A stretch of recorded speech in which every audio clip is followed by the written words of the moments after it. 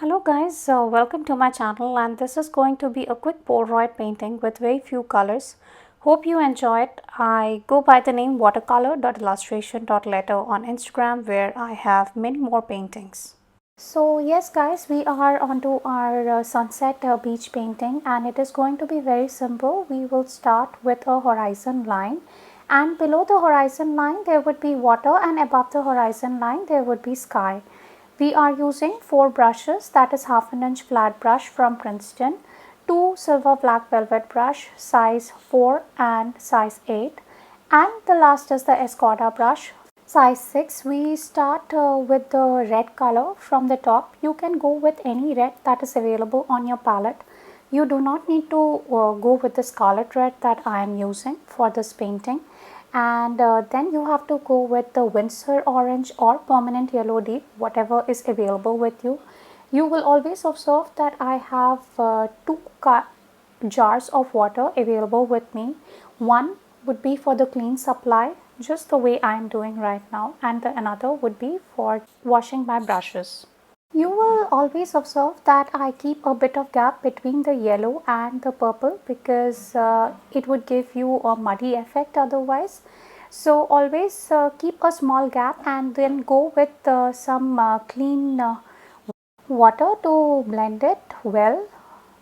As well as I think the layers are very beautifully blended with each other. I have been using Arches paper for quite some time, and you can observe that the colors blend very well on this kind of a paper. If you do not have Arches paper, I will go or recommend you to go for papers which are 300 GSM 100% cotton. That is very important when you are doing a watercolor painting. For the water area, I am using the blue as well as the red, and then I will allow this paper to dry. Once my paper dries off completely, I will go ahead and start painting my ripples. Now the ripples are interlocking with each other. That's how I love to paint the ripples, but if you have any other technique, go ahead and do that. While the ripples are towards the bottom area, they will be bigger in size. When they come towards the horizon, they will become smaller in size. Now the size of the ripples will vary because of the rule of perspective, and according to the rule of perspective, you will have more and more longer ripples towards the bottom and shorter ripples towards the top, and it would be less visible towards the top compared to the bottom area. I have way more detailed classes on especially sunset as well as on other Polaroid paintings on my Skillshare classes. You will find the link below, and you can go ahead and use 2 months of free membership on that particular platform and access those classes. The subjects are more varied over there. You can start with sunset, you can go for Polaroids, you can go for mini paintings, you can go for florals, and in total I have already released 17 classes over past 1 year. So there is way more content which you can access. Now let's keep painting the second layer for the ripples, and I am going ahead and adding some more ripples towards the bottom. The whole of the painting is done at 1.5x speed, so you can either change the speed of the video while you are watching, or else go ahead and maintain the same speed and paint this beautiful sunset. I am just making a rough sketch of the rocky area which I want to go ahead and paint. You can even make some birds and leave the painting at this particular level, or else you can also go ahead and make this rocky area individually at this stage too. You will find this painting as complete. So there are other things which I want to discuss while I keep painting this one. Always make a small pool of colors available for you while you paint any of these or attempt any of these Polaroids or small paintings or larger paintings of watercolors, because watercolor paper even gets dried off quite easily, and that's one of the reasons making a pool comes handy. So make a small pool with the paints gray like I am doing right now, and then go ahead and paint these rocky areas. The rocky area has to be in darker color. You can also use black for this or else indigo. I will leave the color choice up to you.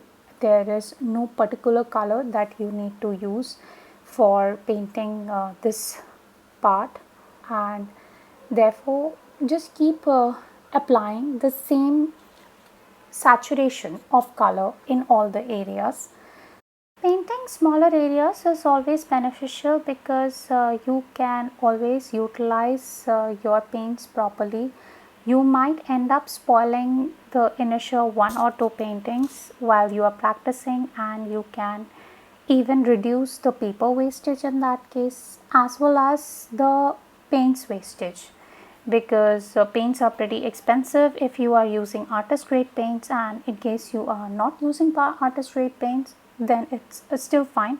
As per my understanding, when you are starting, there is no need to start with artist grade paints, though the saturation level as well as the colors are very different for artist grade compared to the student grade paints. They are more chalky when it comes to student grade, whereas the artist grade paints are way more saturated and beautiful in terms of the colors that you have.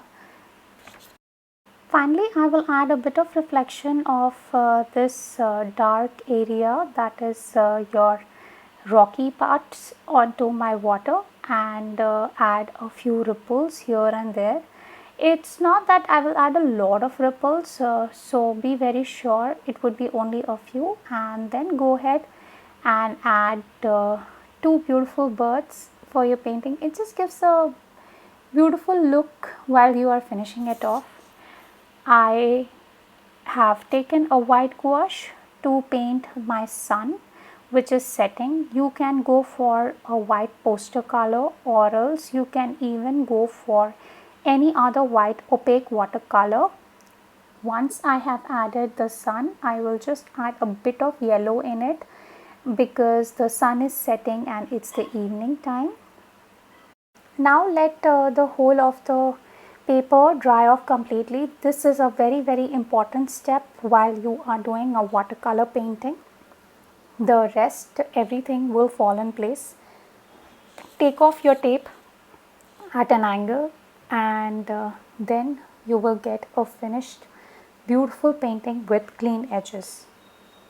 If you like the video, just subscribe to my channel and hit the like and comment on this one, and hope to see you soon in the next video.